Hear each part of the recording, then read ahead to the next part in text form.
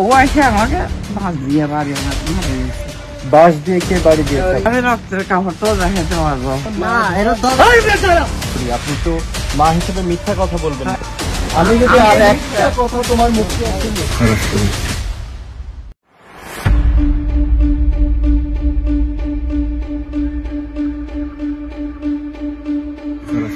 কেমন আছেন? আপনার শরীর ভালো না? শরীর ভালো না?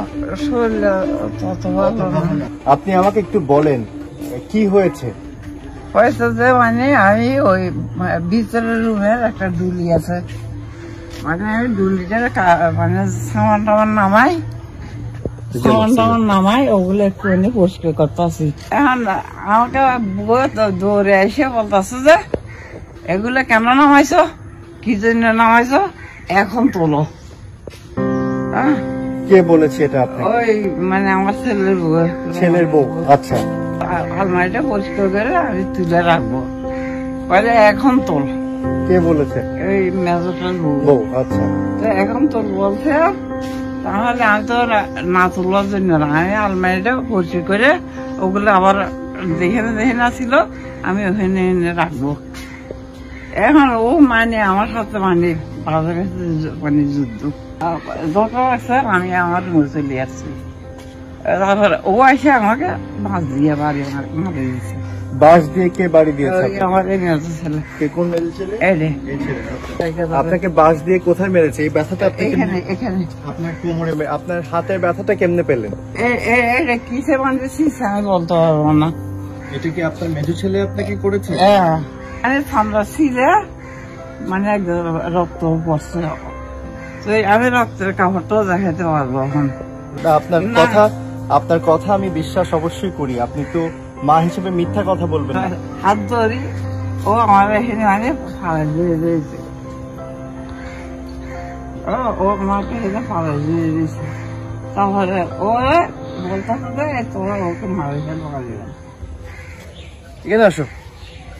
মা যদি মিথ্যা কথা বলতে পারে তাহলে ছেলের, আপনারা এখন বলছেন যে আপনি মা, আপনি কোনোদিন মিথ্যা কথা বলবেন না, এটা যখন বলছেন তাহলে আমার সত্যি না, এখন যদি আমি খোদা আনি এখানে কোরআন শরীফ আমার ছেলে কতগুলো আছে মাথায়, তারপর আপনি বিশ্বাস করবেন না। হতে পারে। এখন তোমার বক্তব্যটা বলো। আমি তার কিছু বলতে পারবো না, এখন সব তো দেখতেছে আমার মা আমার উপর দোষ নামাই দিছে, তাইলে এখন তো আমি আর কিছু বলতে পারবো না। তাহলে যদি তোমার কিছু না বলার থাকে, তুমি তাহলে দোষ স্বীকার করে নিলা।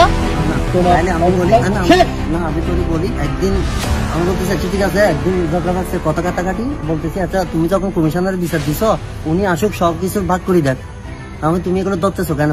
বলতেছে তুমি কোন ব্যক্তি যে তোমার মাকে জিজ্ঞেস করতেছো সে ধরতেছে কেন? না, ওগুলা কার জিনিস? ওগুলো আমার বাবার দিন আর কি। তো তোমার বাবার জিনিস, তোমার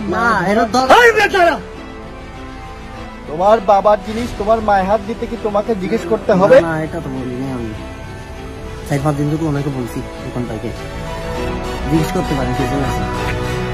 এখন আপনি কি জানেন? মারধর করার পরে মারধর করছে এটার কোনো প্রমাণ আশেপাশে কেউ বলতে আমি পারে? নিজে দেখছি, আমাকে নিজে আমার চাচি বলে। শেষ। এলাকাবাসী দাও, এলাকার সব মানুষ দাও।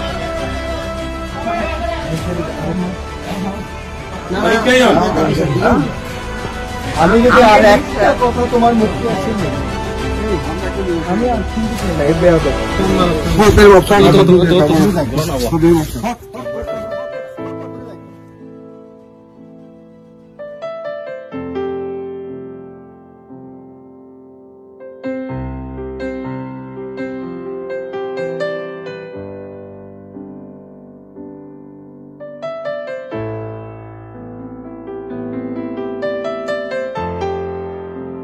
শোনো, আমি একটা কথা বলি, বিপদে দুই ভাই যখন বড় বিপদ পরিবার পুরোটার উপর আসবে, দেখবে এক ভাই আরেক ভাইয়ের উপর দিয়ে থাকবে।